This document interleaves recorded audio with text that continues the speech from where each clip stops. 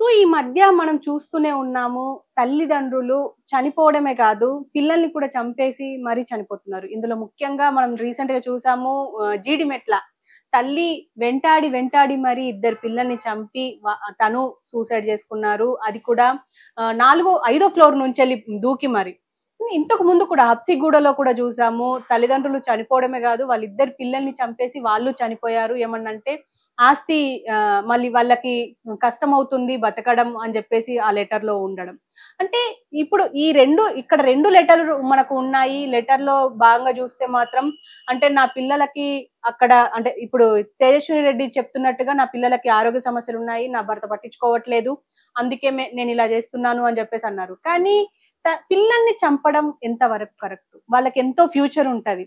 మరి దీని గురించే మనతో పాటు మాట్లాడడానికి సీనియర్ పోలీస్ ఆఫీసర్ రెడ్డన్న ఉన్నారు. ఆయనతో మాట్లాడే ప్రయత్నం చేద్దాం. నమస్తే సార్. నమస్తే నమస్తే సార్ మీరు చెప్పండి. ఈ మధ్య మనం హబ్సిగూడ చూసుకోవచ్చు. రీసెంట్‌గా జీడిమెట్ల చూసుకోవచ్చు. అక్కడ తల్లిదండ్రులు చనిపోవడమే కాకుండా అంటే ఇక్కడ తల్లి చనిపోయి ఇద్దరు పిల్లల్ని చంపింది జీడిమెట్లలో. హబ్సిగూడలో తల్లిదండ్రులు ఇద్దరు చనిపోవడం కాకుండా పిల్లల్ని చంపేశారు. అంటే ఇదంతా ఎట్లా చూడొచ్చంటారు? అంటే పిల్లలకి ఎంతో ఫ్యూచర్ ఉంటుంది. ఇప్పుడు ఒకటేమిటంటే చాలా మంది ఇప్పుడు చనిపోయే వాళ్ళల్లో ఇప్పుడు ఆ పిల్లల్ని చంపి చనిపోయే ఒక లవ్ అఫేర్ లో ఒక ఆమె ఇద్దరు పిల్లల్ని చంపి తను భర్తను కూడా చంపాలని ప్లాన్ చేసింది. ఎందుకు వేరే ఒక పారమార్తో బ్రతక కలిసి ఉండడానికి. సో అది ఆ విధంగా చేసింది. ఎందుకంటే పిల్లలు ఉంటే తమకి అడ్డంకులు అవుతారు, ఎక్కడైనా గుర్తొస్తారనో, లేకపోతే పిల్లల్ని వదిలేసిపోయిందని సమాజం అంటుందనో, లేదు పిల్లలు ఉంటే తనకు గుర్తొచ్చి తన పీరియడ్తో ఇబ్బంది పాలవుతుందనో, ఆ విధంగా ఆమె చెబితే మిగతా వాళ్ళు ఏం చేస్తున్నారంటే అత్యాశకు పోయి డబ్బులు సంపాదించాలని చాలామంది ఈ మధ్యకాలంలో ఇప్పుడు ఏదన్నా ఇప్పుడు లాటరీ సిస్టమ్ని నమ్ముకోవడము, ఇంకో దాన్ని నమ్ముకోవడము, డబ్బులు కట్టడం, డబ్బులు ఒక 10,000 ఖర్చు పెడితే మీకు ₹1,00,000 వస్తానంటే ఆ విధంగా అప్పు చేసి మొత్తం జీవితాన్ని నాశనం చేసుకోవడం. సో తమ ఆస్తి పోగొట్టుకోవడం, ఇండ్లు లేకుండా కూడా పోవడం జరుగుతూ ఉంది. దాంతో ఏమైపోతున్నారు, ఇక జీవితంలో అప్పులోళ్ళు వచ్చి మీద పడితే పరుగు పోతుంది. సో వాళ్ళకి ఇవ్వలేరు. సో రోజు కొట్లాట్లు అవుతాయి. ఎందుకు ఈ బాధ అని చనిపోతున్నారు. ఆ చనిపోయే ముందు ఏం చేస్తున్నారు, కొందరు పిల్లలకైతే వాళ్ళ ఆరోగ్యం సరిగా లేదు. సో తల్లి తండ్రి ఇద్దరు చనిపోవాలనుకొని చనిపోతే పిల్లలు ఎవరు సంరక్షిస్తారు? సో ఆస్తి ఉండదు, సంరక్షణ వాళ్ళు ఉండరు. వీళ్ళైతే చిన్నపిల్లలు, వీళ్ళు అనాథలుగా రోడ్డు పైన భిక్షం ఎత్తుకోనో అటో ఇటో తిరుగుతూ వాడో వీడో కొట్టో ఇంకోటి చేసి పిల్లలు ఎవరిని ఎత్తకపోయి ఏ విధంగా నా మానసికంగా హింసించవచ్చు, కాళ్ళు చేతులు తీసేసి అడుక్కు తినే వాళ్ళగా చేయొచ్చు, ఇంకోటైనా చేయొచ్చు, అన్నం లేకుండా చేయొచ్చు. దానికంటే బెటర్ మేము ఎలాగో చచ్చిపోతున్నాం కాబట్టి మాతో పాటు వాళ్ళని చంపేస్తే బాగుంటుందనే ఉద్దేశంతో ఆ విధంగానే ఎందుకంటే వాళ్ళని చూసుకున్న వ్యక్తులు ఎవరు లేరు కాబట్టి చంపేస్తున్నారు. అటువంటి వాళ్ళు చాలా మందిగా తయారైనారు ఈ మధ్యకాలంలో. దానికి కారణం ఏమంటే అత్యాశ ఒకటి, ఎథిక్స్ లేకుండా బ్రతకడం, మారల్స్ లేకుండా బ్రతకడం, దాంతో చెడ్డ పనులన్నీ చేయటం, డబ్బులు పోగొట్టుకోవడం, అదే అతి ముఖ్యంగా కష్టాన్ని నమ్ముకోకపోవటం. సో ఈజీగా డబ్బులు మీరు చూడండి, ఆత్మహత్య చేసుకున్న వాళ్ళ ఈజీగా డబ్బులు సంపాదించాలా అని దానిలో పడి డబ్బులు పోగొట్టుకొని జీవితాన్ని బుగ్గిపాలు చేసుకొని చివరికి తాము చచ్చిపోవడమే కాకుండా పిల్లల్ని కూడా చంపుకుంటున్నారు. దీనికి కారణం ఏమంటే ఫస్ట్ నుంచి కూడా కష్టపడాలి, తమ కాళ్ళపైన తాము నిలబడాలి అనేటువంటి మనస్తత్వాన్ని వదిలేసి ఏ విధంగానైనా ఈజీగా మనీ సంపాదించాలనే దోవలో పోయి ఉన్న ఆస్తిని పోగొట్టుకొని చివరికి తమ ప్రాణాలను పోగొట్టుకోవడం కాకుండా పిల్లల్ని కూడా చంపుతారు.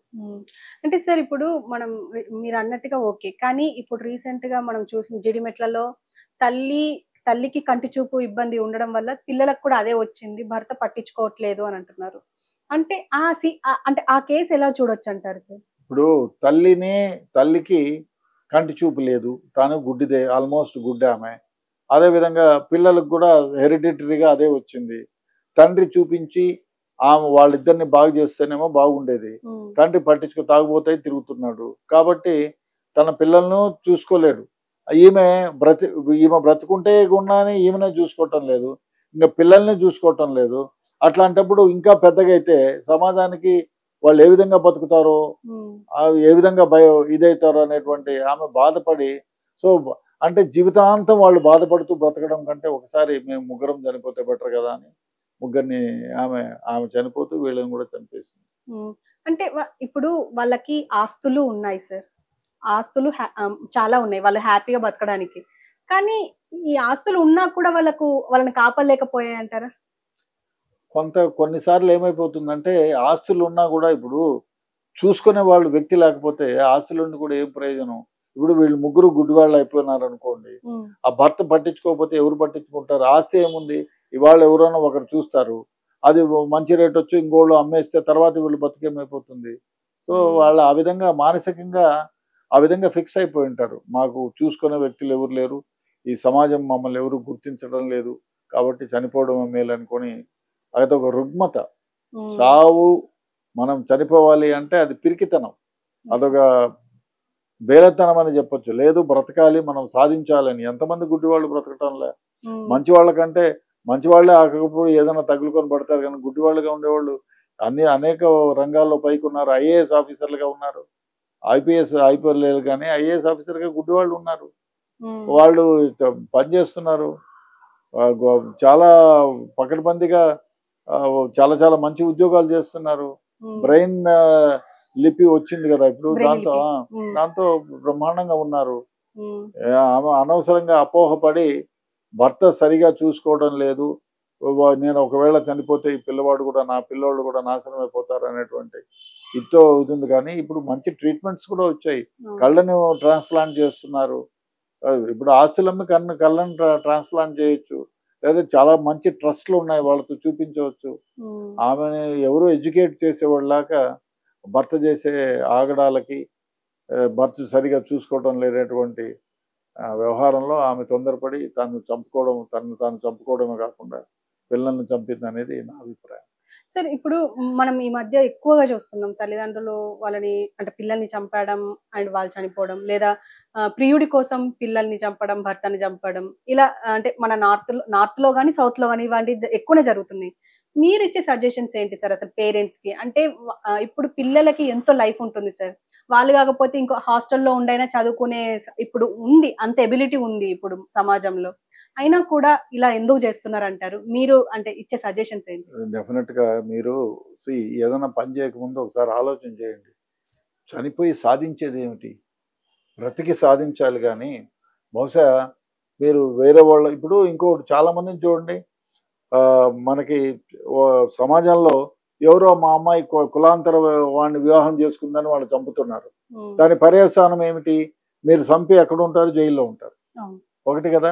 అదేవిధంగా ప్రియుడు మోజులో పడి పిల్లల్ని చంపి